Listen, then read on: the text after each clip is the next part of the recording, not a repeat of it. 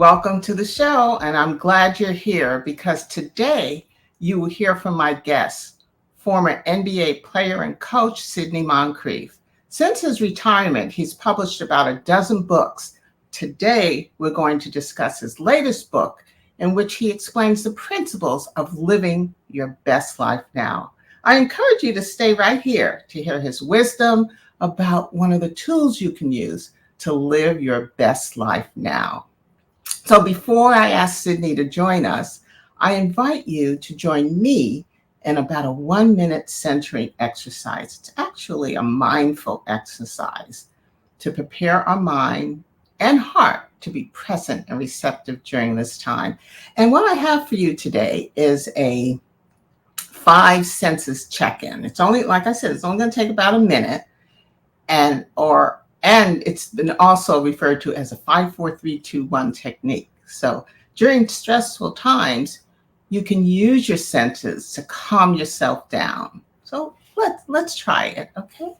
So I'm going to ask you to either close your eyes or lower your gaze and just take a nice deep breath in through your nose and then out through your mouth. And so first, we're going to begin with sight. So I'd like you to look around. Oh, you got to open your eyes now. Look around to find 5 things that you can see and either say them mentally or say them out loud. So you can say, I see my dog, I see the kitchen table, I see the sun shining, I see the snow falling. So those, you have your 5 things that you've seen and said. Now we're going to focus on the sense of touch. And so be aware of your body and think of 4 things you can feel right now and say them out loud or think about them.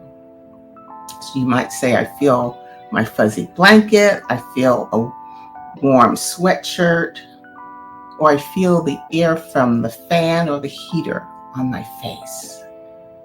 Next, we're going to do listening. So think of 3 things you can hear right now and say them out loud or think about them. So you may hear music, or I hear the wind, I hear cars outside. What do you hear? Okay, we have 2 more. Next is smell. So say out loud or think about 2 things you can smell at this moment, okay, right now. So you may smell a candle burning, maybe breakfast time. You can smell bacon, muffins.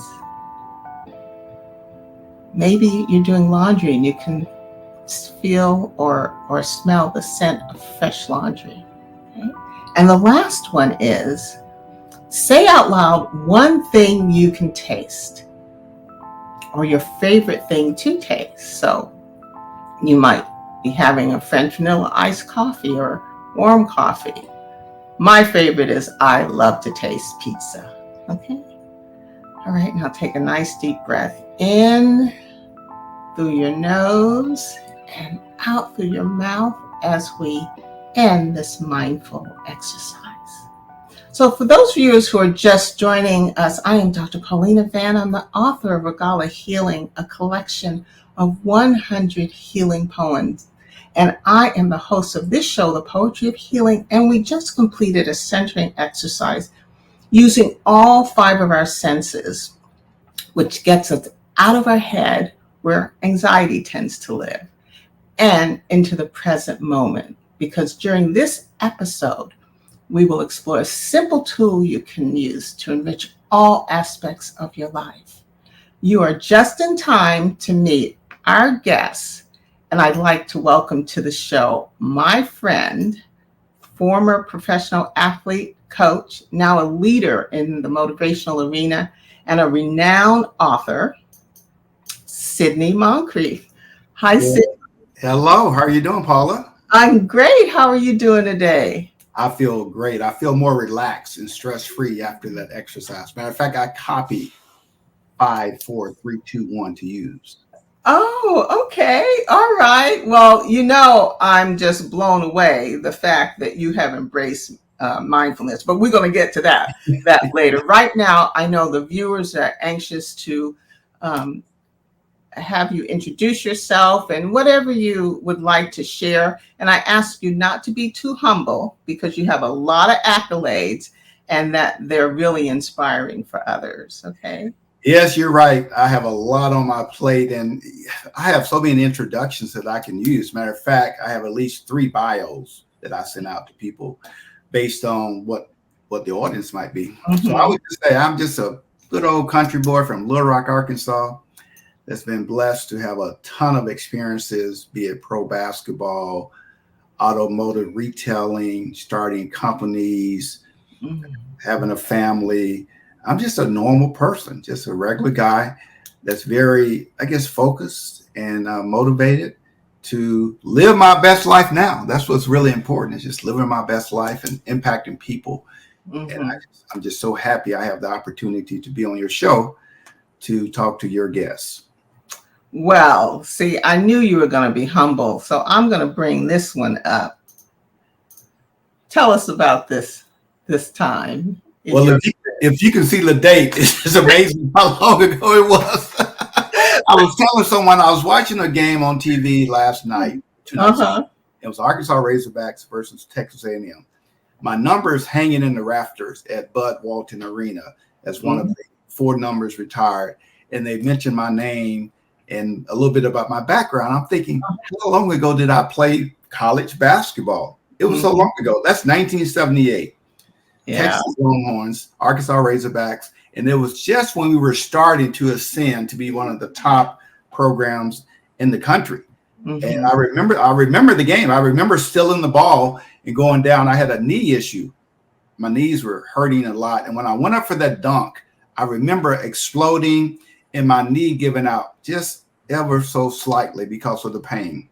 But the guy caught the photograph. He caught the essence of the photograph as if I was really jumping extremely high and dunking the basketball.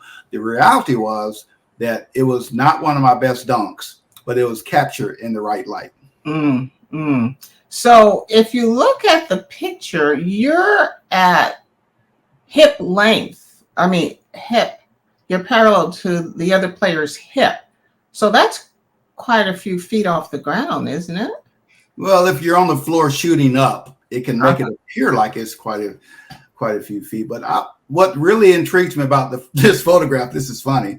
I used to use deodorant that would fall out when I would sweat. So if you look real closely, you'll see a little bit of foam white deodorant under my arms. But the expression on my face is what really sticks out. Because if you're going to be successful in life, doesn't matter what you're doing, there needs to be a sense of urgency and intensity that you live your life. And that's what's showing on my face, is the intensity of scoring this basket with deodorant coming out of my underarms. Okay, so I'll take it down. Let me find it and take your deodorant underarms down. See, viewers, you are in for some real talk for this episode because Sidney does not hold back. So if you can just review, and again, because it's inspirational, I mean, you were the defensive player of the year. How many? The first one, and how many times? And 2 times defensive player of the year.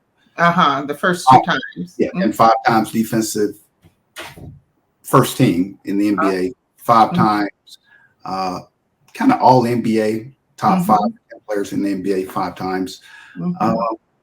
Just very consistent. I think the thing that impresses me the most about my career is I remember setting out, Paula, to be consistent. That was one goal I had, be consistently good at what I did. And I wasn't, I'm not being modest, I wasn't a Michael Jordan or Magic or Larry Bird. However, night in and night out, the team could always depend on me giving them consistent play and effort. So I'm very pleased with my basketball career based on the consistency in which I played the game. And remind the viewers what position you played? I was a shooting guard for the Mm-hmm. Milwaukee Bucks for 10 years. I retired. That's a Mm-hmm. funny story. I retired, and then I came back after I retired for 1 year and played for the Atlanta Hawks. Mm-hmm. And Mm-hmm. so it was very interesting because sometimes you're in a rut in life and you don't realize you're in a rut until you do something different. Mm-hmm. When you do something different, you're going to discover, you know what, I missed what I did, or you're going to discover, hey, I don't miss what I did. I'm very pleased with what I'm doing. And in Mm-hmm. my case, I felt being a professional athlete that your career won't be very long compared to most people that might work 30, 40 years Mm-hmm. company with an entity. As a professional athlete, you got a small window. And as you get older, your body breaks down. You can no longer play at that high level. And I was watching the game on TV after I retired, and I watched a guy was playing that played with me, and he was still playing 5 or 10 minutes per game. And I'm thinking, if he can play 5 or 10 minutes a game for someone, I can play 5 or 10 or 15 minutes for another team. And I better do it before I can no longer walk, let alone play. And that's why I decided to come back after 1 year. After 1 year with the Atlanta Hawks, I just decided, I didn't decide, the team decided, you're done. You're through. No more basketball for you. Mm-hmm. Mm-hmm. I was hoping you told that story because it shows that you're a risk taker. As you said, you remain consistent and you believed in yourself, because if you didn't believe in yourself, you wouldn't have went back after your retirement. Not only did I go back, talk about believing in yourself, I went back without a guaranteed contract. And I was a very high level player. I always had a guaranteed contract. Being death, injury, sickness, whatever. Once I was on the roster, they had to pay me my whatever I'm owed. For my last year in the NBA, when I came back, I told the team, I said, you know what? You don't have to guarantee me one penny. If I make the team, you pay me X number of dollars. If I don't make the team, you owe me nothing. I was sweating bullets. It's like the last day of training camp where they actually cut players. Like, what in the heck have I done? But really, I had nothing to lose because I was reliving. I had gotten that passion, that love for the game back that I had lost the last probably 3 or 4 years. I had lost that. And I recognized I had lost it. But I got it back in 1 year. And that was so exciting just to go and compete and to have fun playing the game that I grew up loving all those years. Yeah. I just think it's an excellent example of going for what you want. And that's kind of one of your principles. So let's talk about, we talked about a little bit about what you did after you retired, but you've become a prolific writer. You've published, I guess almost a dozen books. And the most current one is Why We're Here. We're here to talk about your book, and I have it right here. Oh, yes. Beautiful.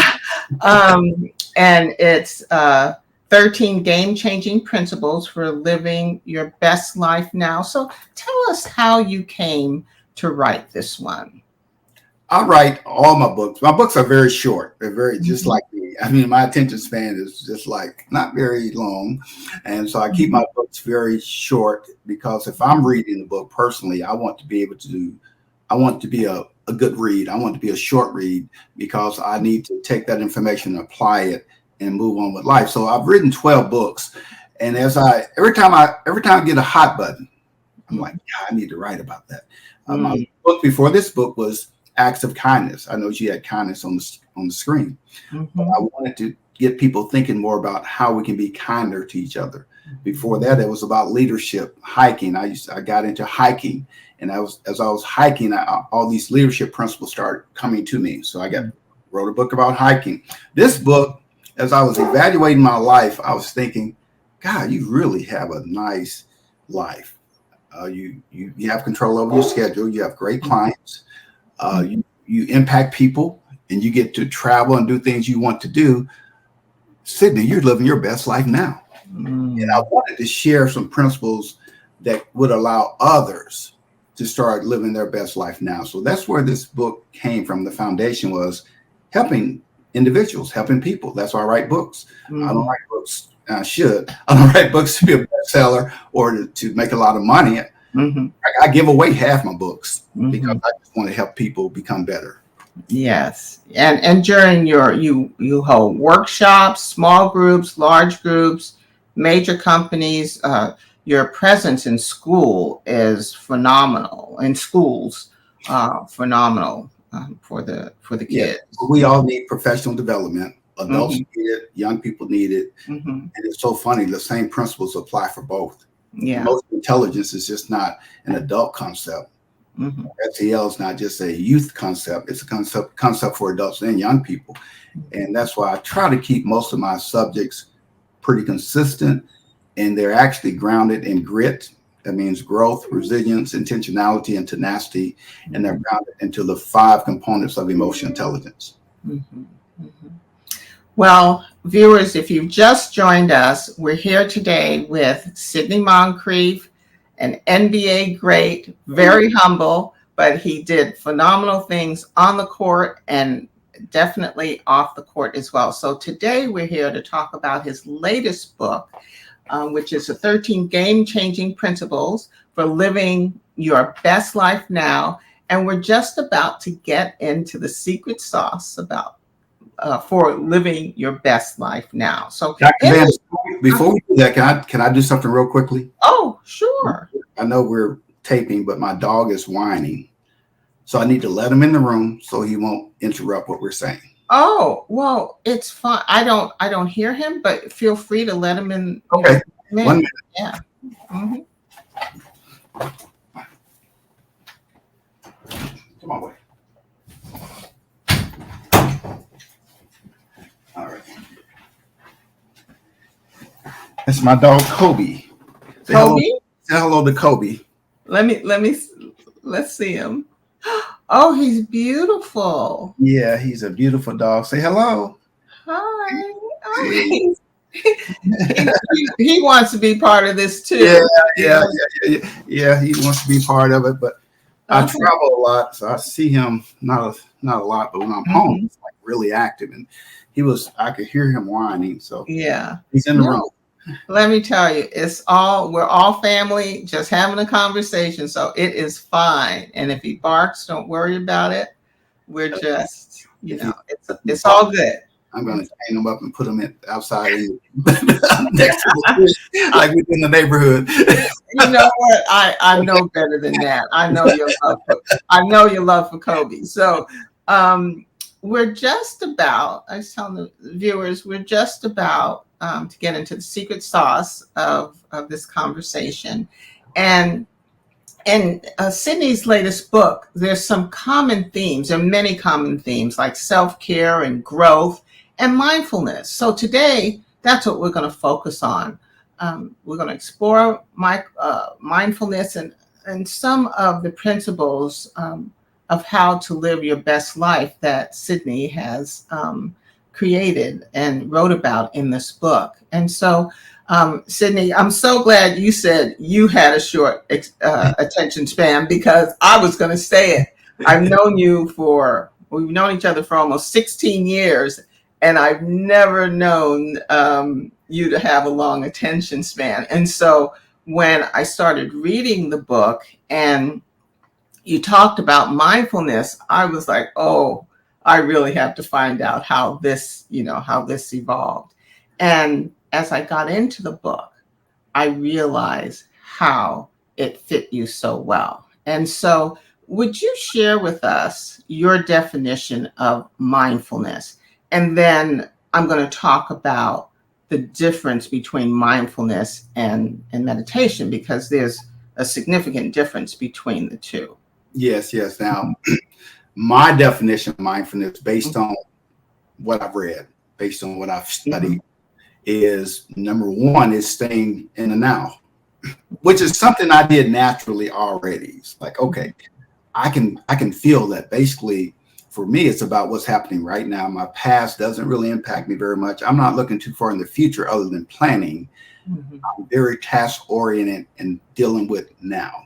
My emotions right now, my focus right now. So that part was naturally me. The second part, though, was not naturally me about mindfulness, which is for some people the first part, which is understanding how you're feeling and processing information, understanding what's going on around you, what's going on inside of you, and what's going on with the other person you're engaging with at all times. Mm-hmm.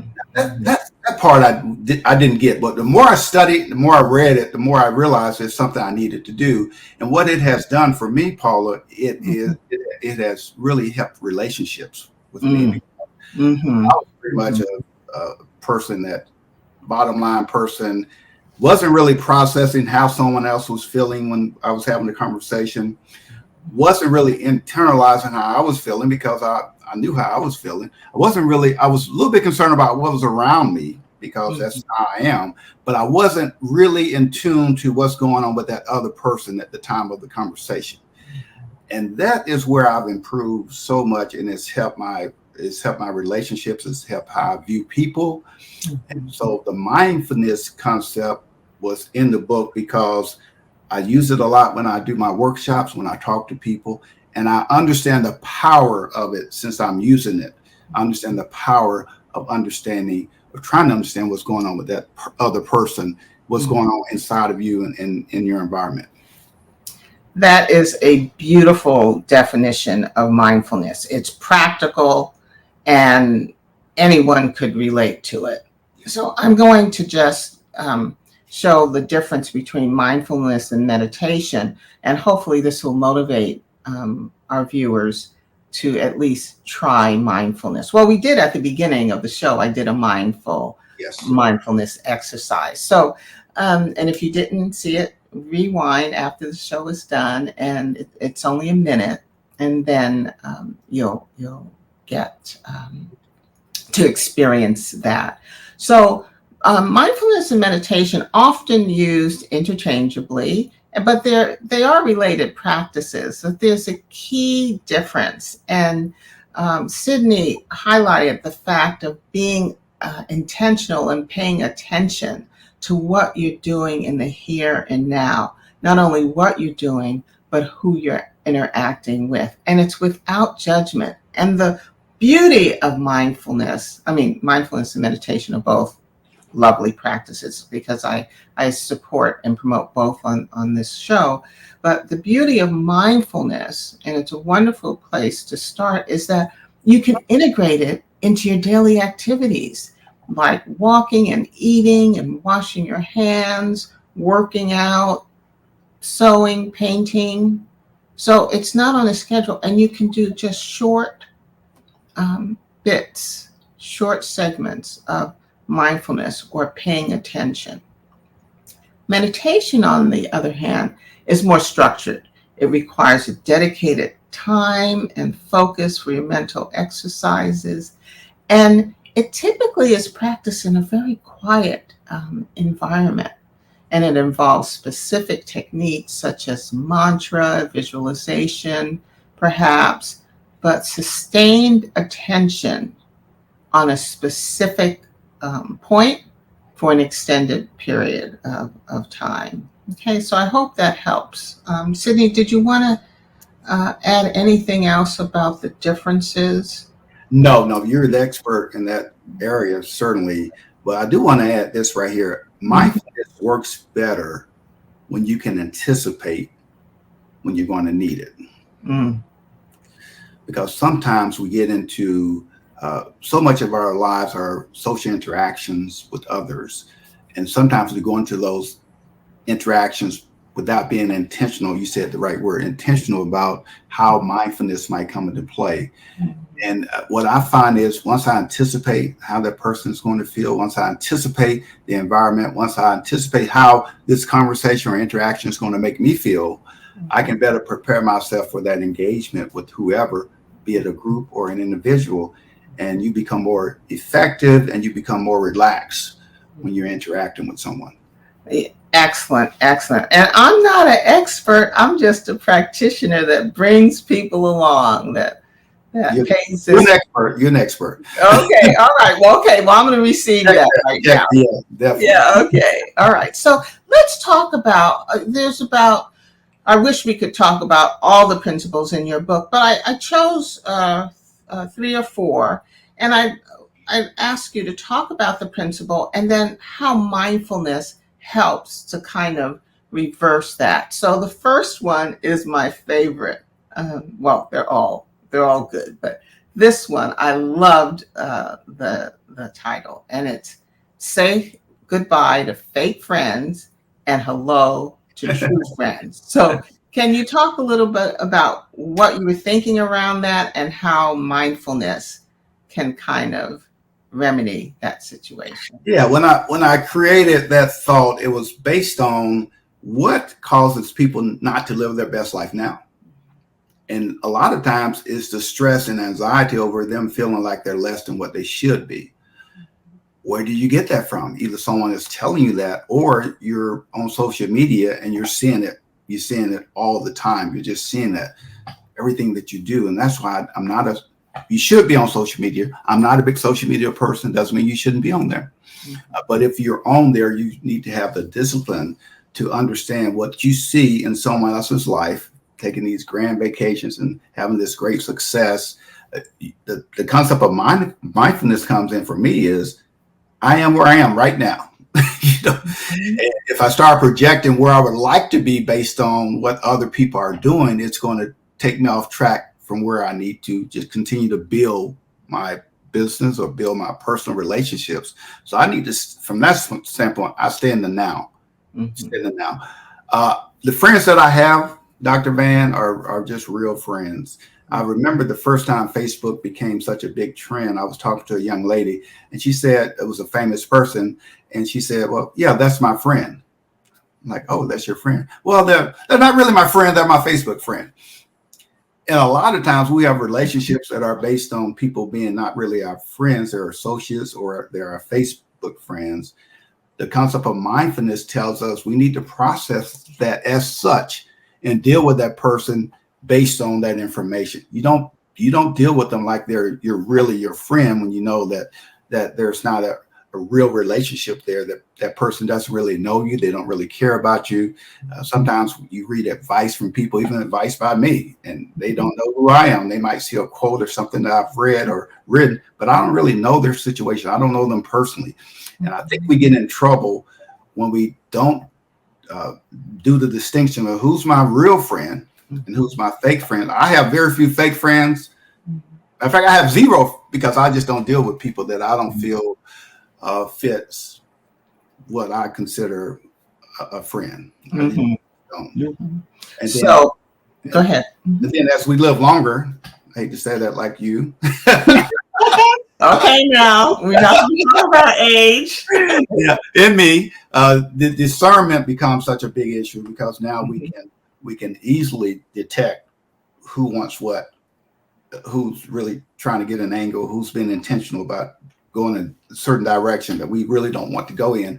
We can detect those things quicker and just cut it, just move on with our lives. Well, the other way that mindfulness comes in is that you talk about the addictive, distractive nature of being on social media and the mindless scrolling. You can just get into a trance. And so that's, you talk about why mindfulness is so important in this case. Absolutely. Just think, because remember, whatever we're looking at in social media or even on the internet, they're going to feed us more of that. And to me, mindfulness comes in when sometimes I'm guilty.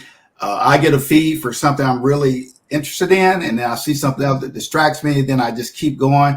And mindfulness tells me to, Sidney, why are you doing this? Or you're really on this thread too long. You need to get off this and start moving in a different direction. And that's what, otherwise your mind would just continue to be taken by the power of that information that you're getting fed. And if you don't have that awareness of, no, this is not what I want to be doing right now, I need to go on and do what I intend to do that's going to make me more successful.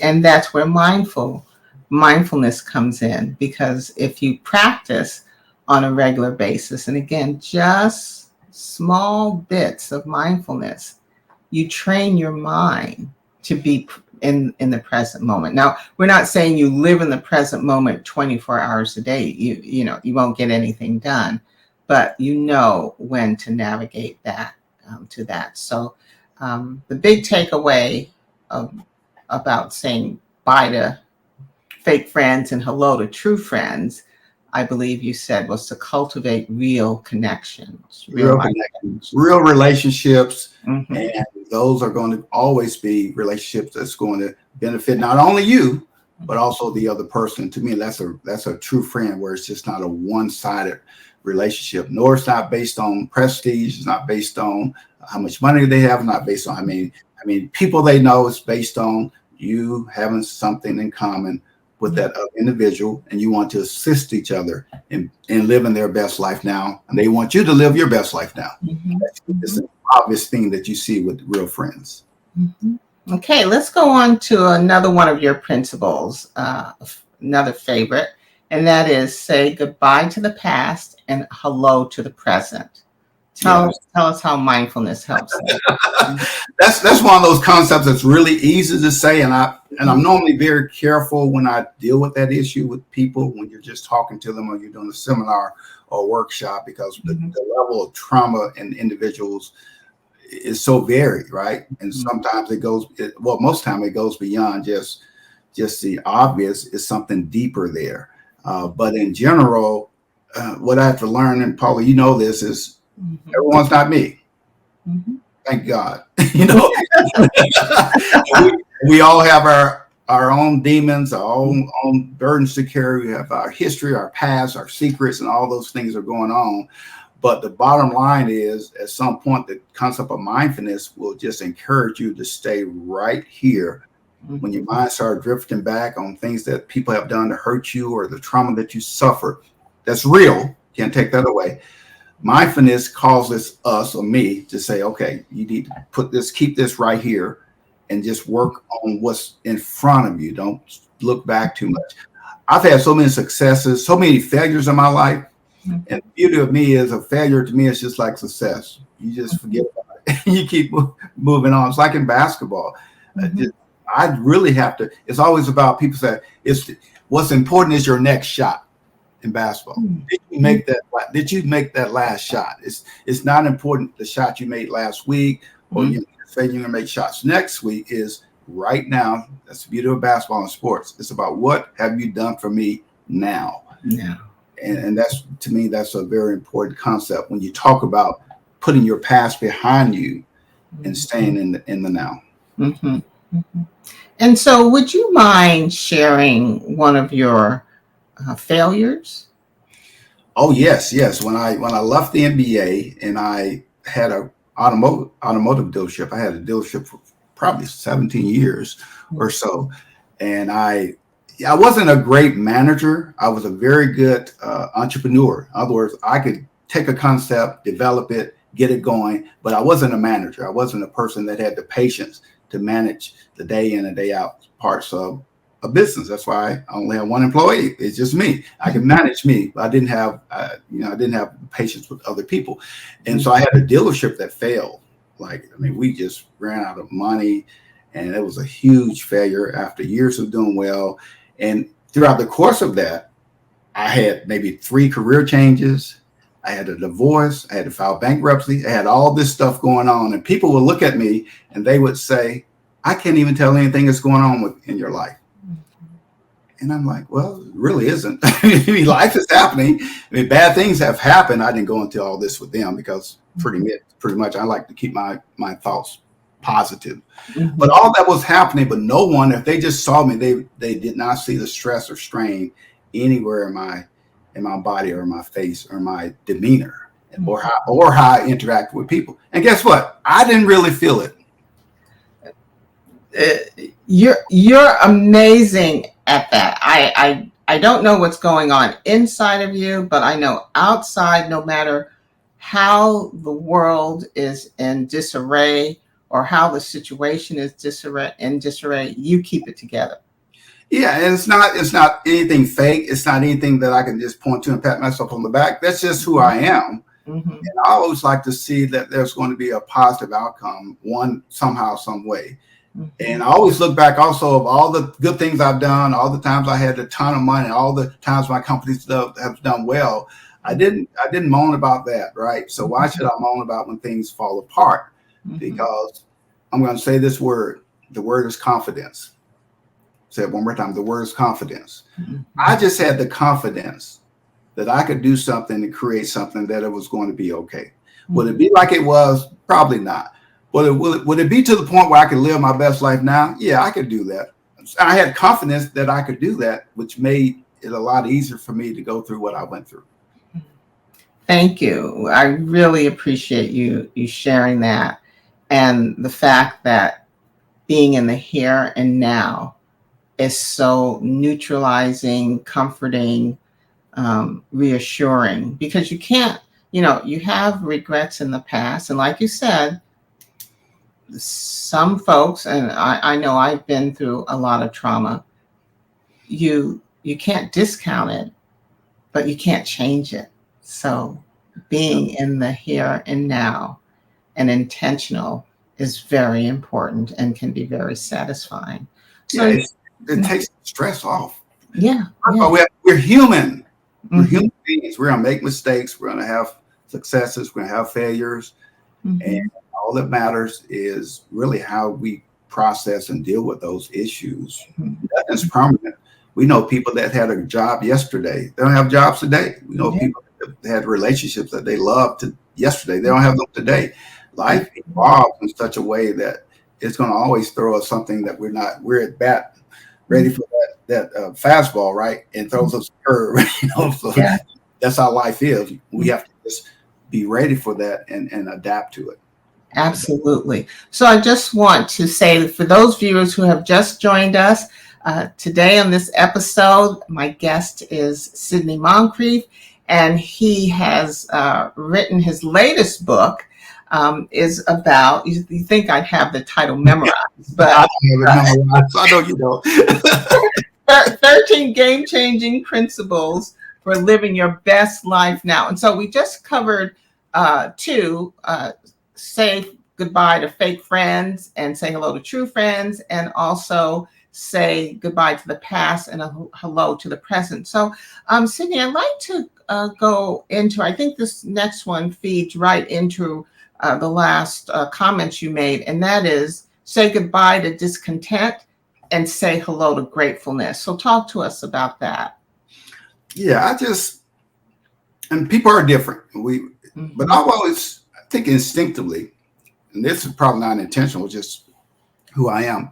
I've always just appreciated things that has happened in my life, good things, and I always revert back when something bad happens, of things that have been very good that have happened year in, year out, and you just take those for granted, like it's a given.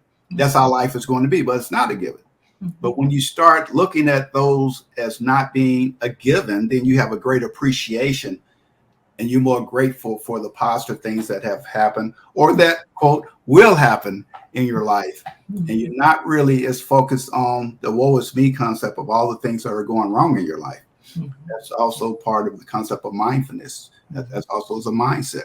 And I want to add to that. I'm going to ask you a question because I know I'm the host now. Okay. All right. You got it. It's not a trick question, but we have a mantra statement with my company, grit. Grit is just embedded in everything that I do. And that's growth, resilience, intentionality, and tenacity. And as most people, when you have companies, you're always looking to do better. So my theme for 2024 was grit.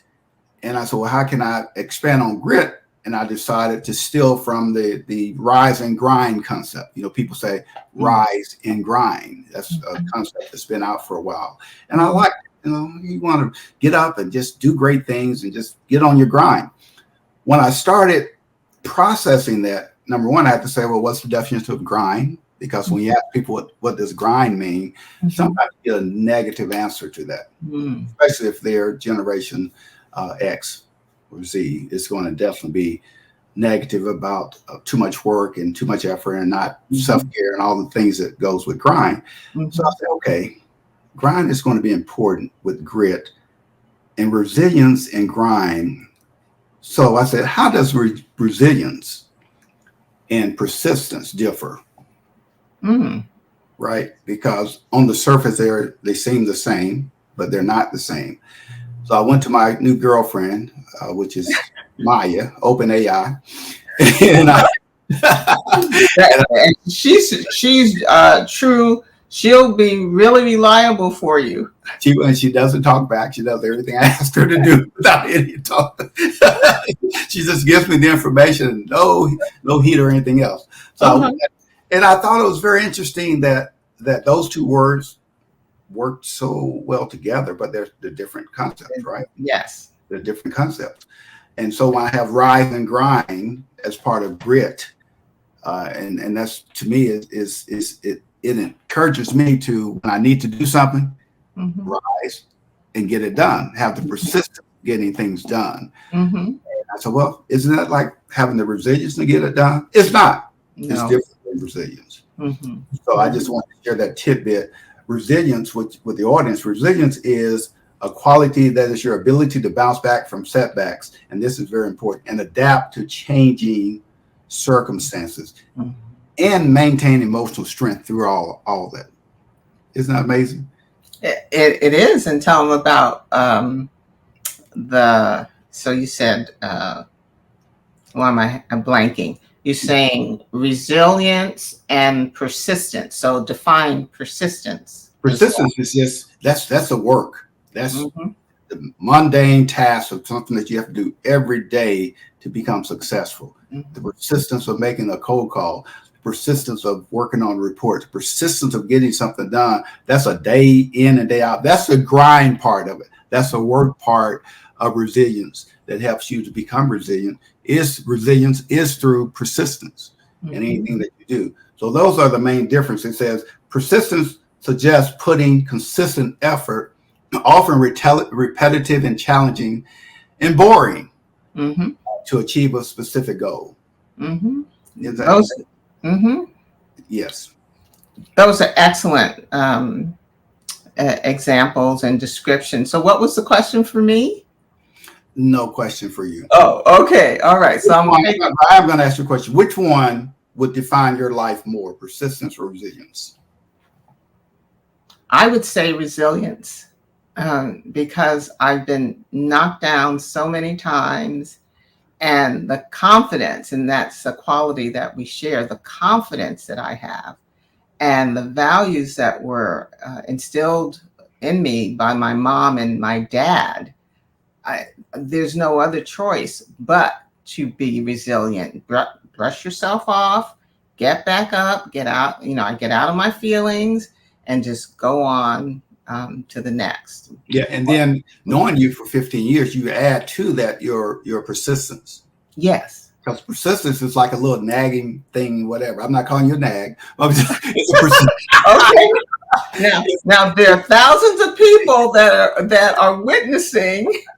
Well, what I am saying is, if you have a task to get it done, you're going to get it done. It doesn't matter if you irritate someone or not.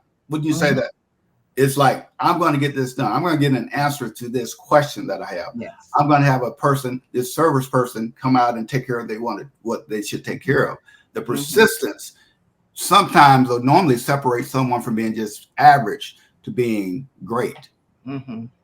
Absolutely. Oh, I'm so glad I'm so glad you brought that up and included that, because it's really, those are qualities you need to live your best life as well. So thank you for including. Yes, you're welcome. Yeah, I actually had used it for something else. I was going through my notes this morning. I came across it again. I'm like, well, if I know you're about helping people grow and become better and living in the now, living their best life now, then we should definitely understand those concepts.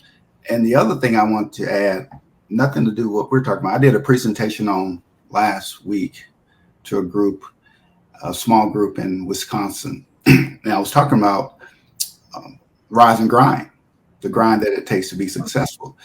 And this young lady, I was going around to the different tables and said, hey, everything okay? She said, well, I have a question. She was maybe 20, 25 to 30 of that generation. She said, I'm kind of confused because in your book, and she was really studying the book, you talk about being successful in the grind and working hard and getting up early. And the video I showed was basically rise and grind. It was like they were telling people this is what you need to do to be great, and involved a lot of work. And she said, and that's somewhat in conflict with self-care and all the other things that are really important in life.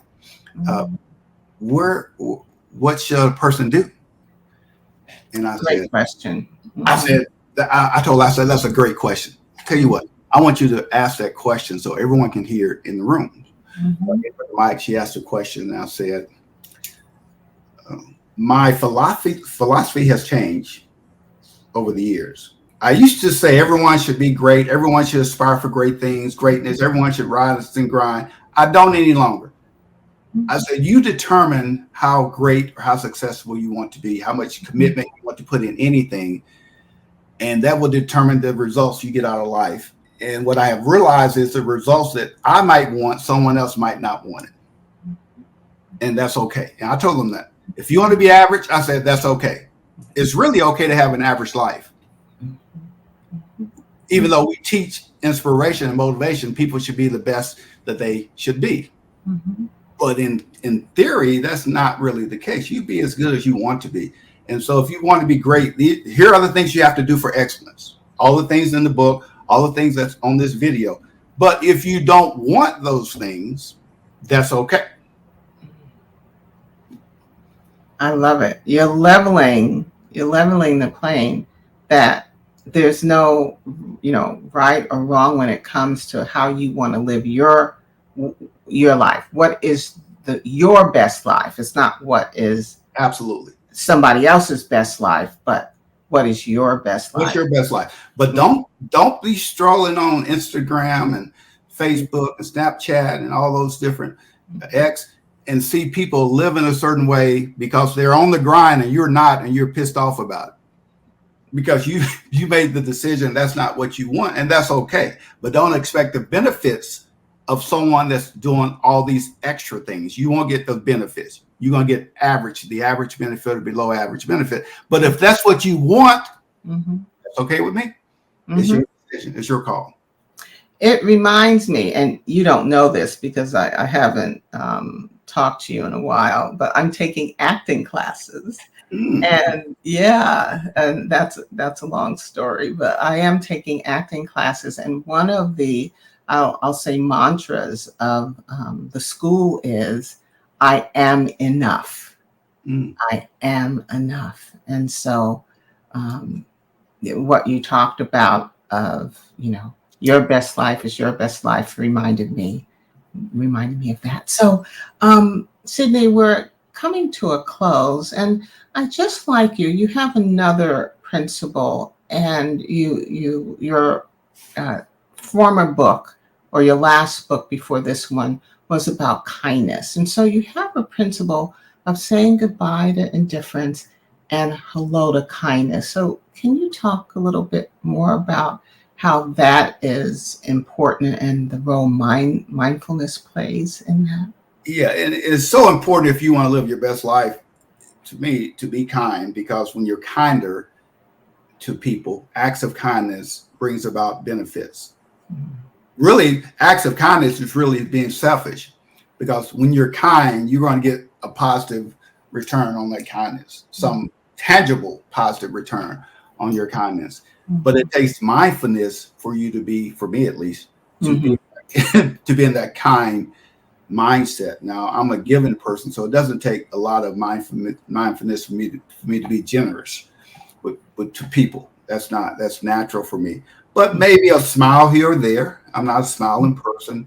Maybe a kind word when someone needs it, because I'm not always in the mind frame of feeling that other person like I should be, and mindfulness brings that about. Then it's been so liberating. Matter of fact, my book before this book was about acts of kindness. I wrote it because there's so many people that are kind in our world, but guess what? They're drowned out by all this chaos and confusion that we see on social media. Yet we have 80% of the people are kind and nice and generous, and they do good things for people.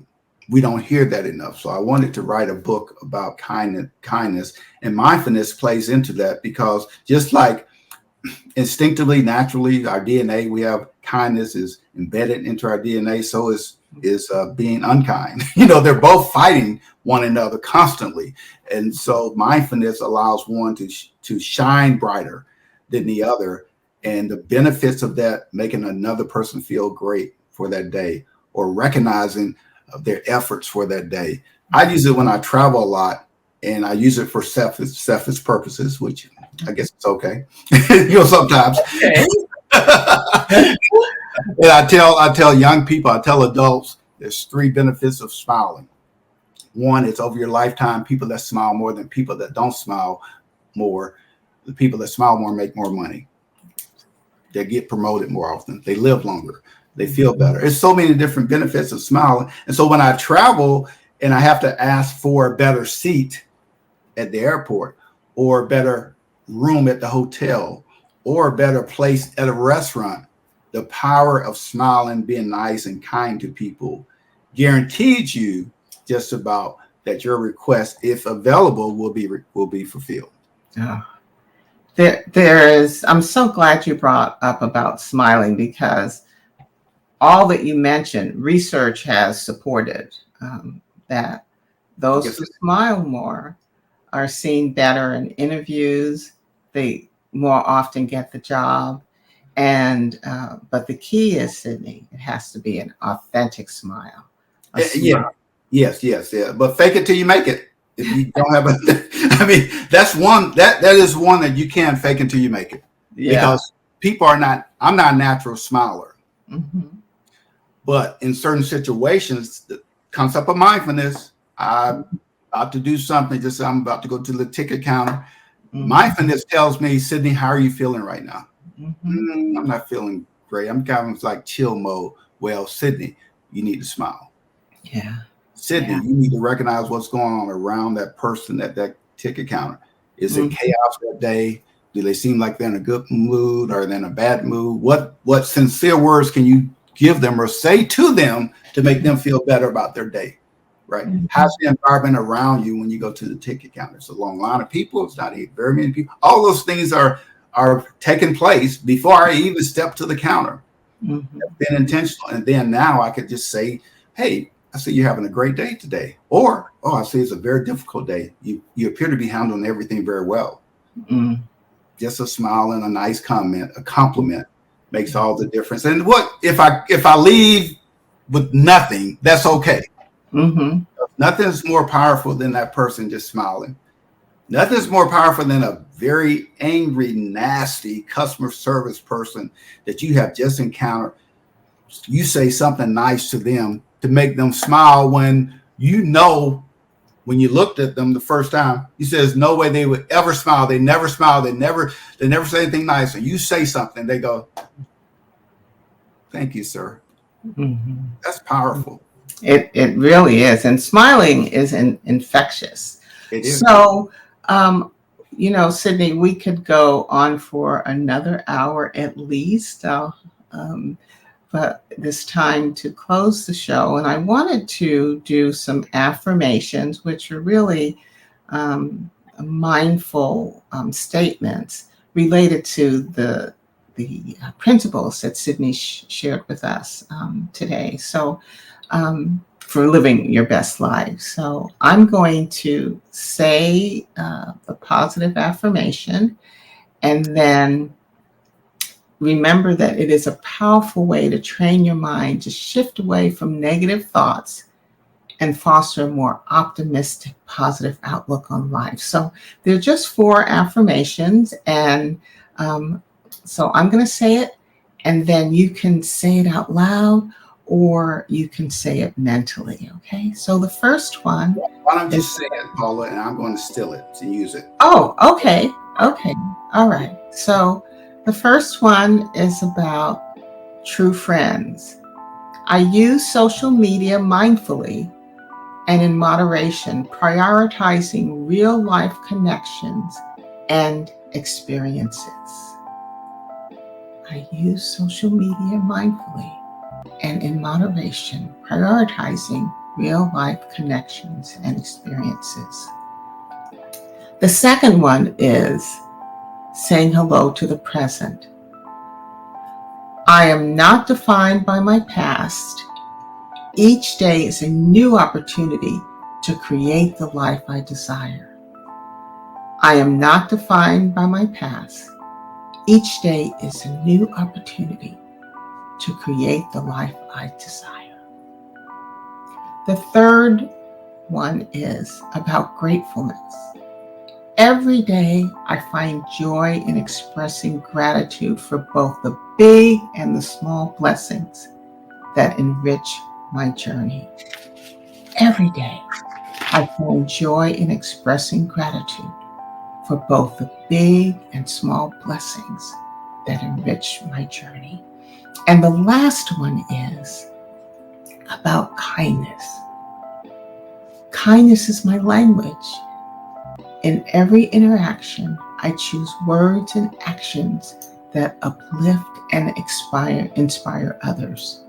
Kindness is my language. In every interaction, I choose words and actions that uplift and inspire others. Sidney, I just want to say to you, I want to thank you. And if you didn't get them all, I can send them. I can send them to you. I got them. You got it? So I just want to thank you for being with us today and inspiring us, cheering us on to learn how to live our best life, what's best for each and every one of us. So what would be, what are the last words you'd like to share with the viewers before we end today? All right, so let me go through my book real quick and get one thing I would like to say that I've forgotten that I've written. And tell me the page. Tell me the page. Okay. It's something that, yeah. It's something I was looking at this morning that here's what I want to say. Page 22 of the book, right? And I want to encourage everyone to say goodbye to procrastination and say hello to getting things done. Mm-hmm. Say goodbye to procrastination. It could be making a phone call. It could be doing a project. It could be a career change, whatever. Say goodbye to procrastination and say hello to getting things done. Well, Sidney, on that note, a great note, we're going to end this show right now. But again, I want to thank you so, so much. And at the end of the show, there'll be a slide for the viewers to be able to get your book and all the other books and resources you have. And then I'm going to drop it in the chat after the show. So viewers, go ahead. Yeah, just go to the website. Not only my books, but the workshops that we provide. It's also on the website. So I think it's nothing like being in front of people. Books are okay, but getting in front of people has power. So thank you, Dr. Van, for having me. I've thoroughly enjoyed being a part of this show. Keep healing people. I'm so glad you were here. So viewers, so Sidney, I'm going to say goodbye. Goodbye. Okay, so thank you for being with us today. And I just want to invite you. I'm here every first and third Sunday, right here at 9 a.m. Pacific time. And I encourage you to like, share, and tag others so that they can get the inspiration for how each and every one of them can live their best life. And I'm sending you love and light until I see you again.